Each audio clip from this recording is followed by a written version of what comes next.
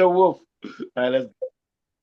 It's another African political show, South African political show. We're going to be discussing Julius Malema's statement about Zuma being a complete sellout over his stance against supporting Morocco over Western Sahara. And with me to discuss that is Mustafa Jinadu. You're welcome to the show.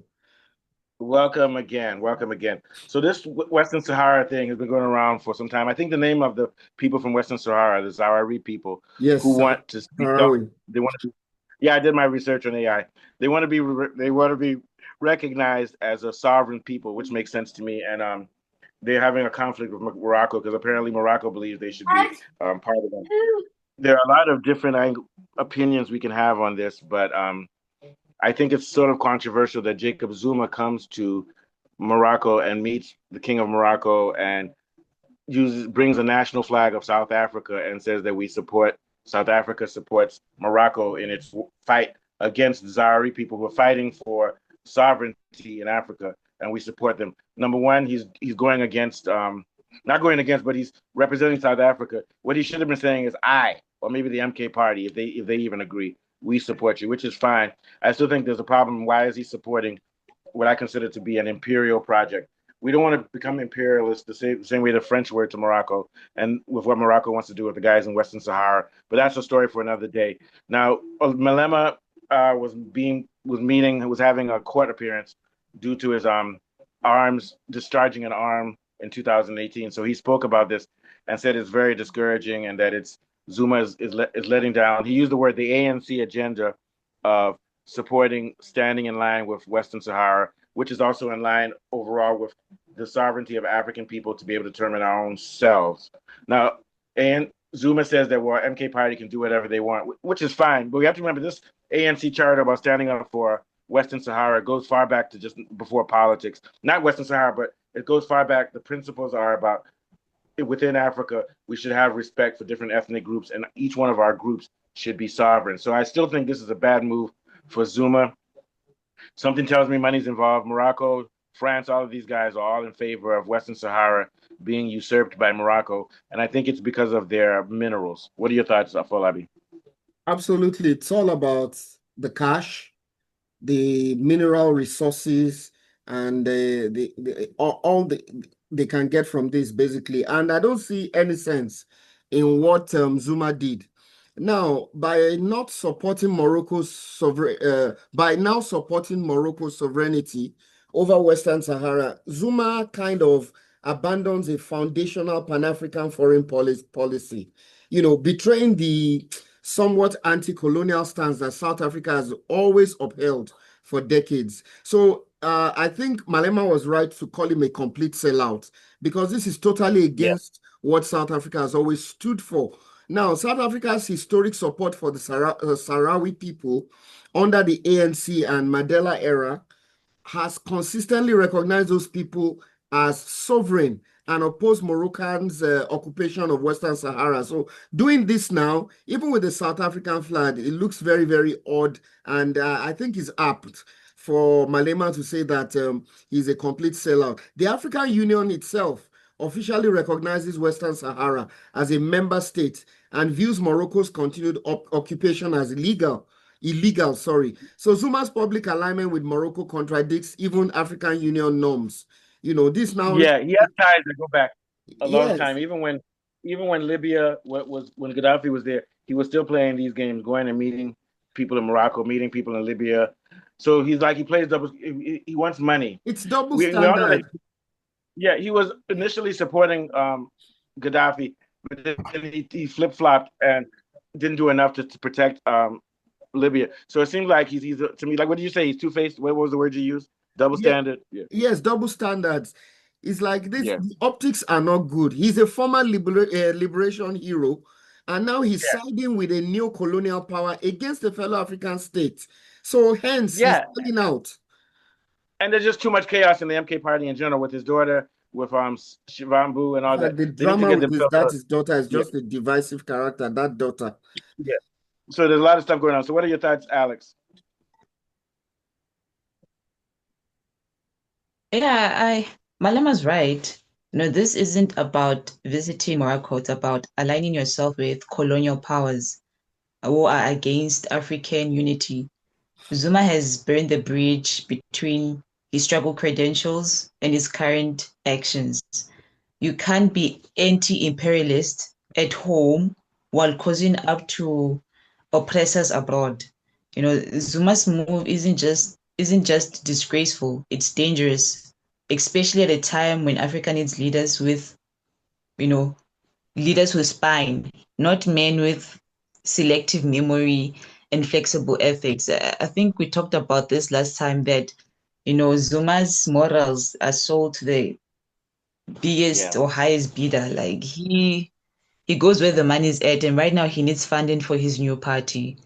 So yeah, shocked. Maybe he also needs antivirals because maybe he didn't take a shower enough for the HIV thing too. So he needs money. For the HIV. That was a good one. What are your thoughts on Falabi? Yeah, Yeah, and there's been credible internal party allegations against Zuma. They said that he has decided to pivot uh, because of financial incentives or pressure, probably pressure from Moroccan interest, including some of Moroccan allies. And although it's not proven, but some people say that's why. And this would reinforce Malema's sellout claim, suggesting that Zuma too has compromised his, liberation values for foreign funding or strategic favors. And if you look at Zuma, Zuma always comes across to me as a transactional kind of leader. What am I getting into this for? What do I get out of this by doing this? It's not really out of service or love for the people he's leading. It's more about what do I get from this if I align with it. yeah, He's a transactional kind of person. yeah. And this is going to hurt him. Well, we know that MK Party is going to get a lot It's of going votes to from affect his people popularity, from whether he KK. likes it or not.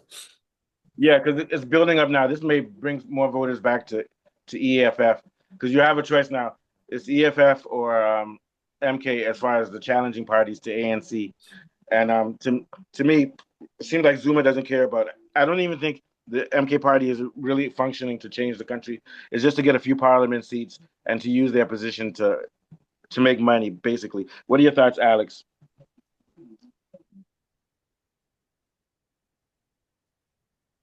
Yes, Yeah, definitely. And which is like a criminal hub in South Africa, where also Nhlanhla, yeah, that guy who spoke about, called people out. So I feel like they just want that power to be the ones in control of the gangs, the drugs, and everything, just to gain that power. But I feel like what we're talking about, Zuma should also call out the hypocrisy with Malema. I mean, Malema, wasn't he the same person who was flying to London multiple times for yeah, meetings that seem a little too cozy with the very yeah, imperial forces he claims to oppose? Being yeah, photographed in tailored suits, with these elites and foreign investors, while back home he rages against capitalism and colonialism. yeah. You get what I'm Colonial. trying to say? Yeah, So, like, isn't that it's hypocrisy? hypocritical. The only thing he can say is that he hasn't publicly aligned himself with an imperial movement, but still, it's still a contradiction Ew. against it's still a contradiction to the EFF charter to be anti-capitalist because it seems like he's a capitalist, and he and Shivambu misappropriated funds from banks, and they said it was for their party, but and records indicate that they were using it for private purposes. So he's not helping it either. And once again, both of these parties, the MK and like you said, and EFF. EFF with Malema, they're letting down the movement in South Africa, which was supposed to be an alternative to ANC and DA, because now they're behaving like this. ANC can continue staying in the middle and not doing anything particular for blacks. They can just stay in where they are because MK Party and EFF look ridiculous right now with their leadership, and this gives DA power too. So DA and ANC are kind of like, oh yeah, we'll continue chilling until you guys get yourself in order. What do you think, Afolabi? Yeah. And you see, the MK party, they sort of defended Zuma. Anyway, they said that the display of South African flag did not violate any norms. But my question is, Yeah, why do that? You know, and Morocco has never had a history of being anti-colonial. If for anything, they have been pro-colonial.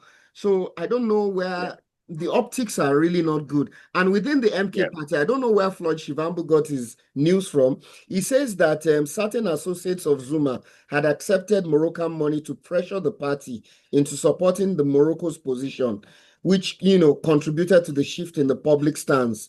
So there are rumors everywhere that does not really help. This is looking very ugly for MK party, really. It makes their party look very, very dubious. And then, like I said, and we're about to end, but this goes back to what Alex was saying with EFF. All of these parties, EFF and MK, they can't afford to have scandals. They can't afford to do this because meanwhile, nothing is being said about the ANC. Ramaphosa, if he does have any corruption, is very well hidden. I don't think he needs to be corrupt because he has, you know what it is? When white people do things, it's not illegal because they do it within the law because the law is manipulative. So I think the ANC and the DA, the stuff they do is technically not illegal because the law is created in a way where they can get away with it. Whereas with EFF and MK Party, they're not established, so they have to find money from other sources. So they have to do illegal things. Whereas Ramaphosa doesn't have to do that because he gets tons of money from white businesses, which is legal. You get my point? So he doesn't have to pander and do this types of corrupt stuff. Sure, you get what I'm trying to say? It's sort of like in America, black boys in the city have to sell drugs, which is illegal. Okay. White people in the middle class, they don't have to do that because they're getting money based off of a corporate system, which is making money off of killing people in Palestine. There's a lot of white people in my neighborhood. All of their parents, I talked to one kid, I said, what does your mom do? He said she makes bombs. She works for the US government and makes bombs, which kills people. Yeah, he said she's a bomb maker. She designs bombs. Her PhD is in physics. So she doesn't, it's not illegal to make a bomb to kill people in Palestine, but it's illegal to sell drugs in the corner. So the white people can say, oh, see, black people are criminals, but we're not. But what they're doing is criminal. It's just that it's not criminal according to the law. You see what I'm saying, Afolabi? Yeah. So, for example, if you're a white person or rich, not just if you're a rich person in America and you get arrested for drugs, you can pay your bail and get out and get yourself a good lawyer. But if you're a poor black person, you have to be in jail. You're not going to get a good lawyer. You'll be condemned. Same thing with Trump. Trump is probably involved in pedophilia, but the judge says we can't open the files. So the point I'm making is that Ramaphosa and the ANC guys and the DA guys, they have the law on their side. They have good lawyers. They have everything. But guys like Zuma and Malema need to be careful because they don't have the same privileges that those parties have. And on top of that, especially with Malema, he claims to be anti-democracy. But meanwhile, he discharged a gun in public. And I think last year he had some issues with guns. So he's behaving in a reckless way, which is undermining the movement. Okay. All right. Last thoughts, Alex, then I'll follow you to take us out. Jacob Zuma aligning with Morocco is a slap in the face of, the decades of South Africa's solidarity with oppressed people, especially the Sahrawi people. It exposes how easily liberation rhetoric can be sold off when political survival or new alliances are at stake. Zuma's actions feel like a man rewriting history to suit his comeback, not someone's trying to protect South Africans' dignity or African dignity. But Julius calling him out, that's rich, because while he is right this time, Malema has danced that same dance, rubbing shoulders with elites, taking meetings in London, and bending his own radical image when it suits him. So while his messages is true, the messenger is muddy. So in the end, both leaders show us that revolutionary talk is easy, but sticking to the principles when power or money are involved, that's the hard part. Yeah, and that's the big problem. It seems like the way the world will change or countries will change is not going to be through elections or political parties. It has to be activists. What are your thoughts, Afolabi? Then take us out. Yeah, Morocco to me has long been accused of colonial aggression. So I think Zuma here he appears to be sacrificing revolutionary anti-colonial ideals for short-term gain or diplomatic gain, so to speak. He feels this will benefit his party or his party's international stature. He seems to think being in bed with imperial powers would help the image of his party. I don't know his line of thought. But this undermines his own liberation era legacy. If you look at what he actually fought for, is much against everything he ever stood for. So this is like a contradiction. And once again, I think Malema is right to say that he actually sold out. This is a selling out Yeah. kind of behavior. Yeah. Okay. But Malema should say he sold out just like I did too. I'm just kidding. I love All right, that check guy. this He's out. very blunt and forthright. He doesn't fear anybody. Yeah, no, yeah, he's a good speaker, but he needs to clean himself up a little bit too. Yeah. Yeah, All he right, check needs this to out. polish himself. It's been another wonderful South African political show. We have been discussing Julius Malema calling out Jacob Zuma as a sellout, and from Alex, Mustafa, and myself, we'll be back again. That'll be the title of the thumbnail. Sellout. All right, thanks. All right.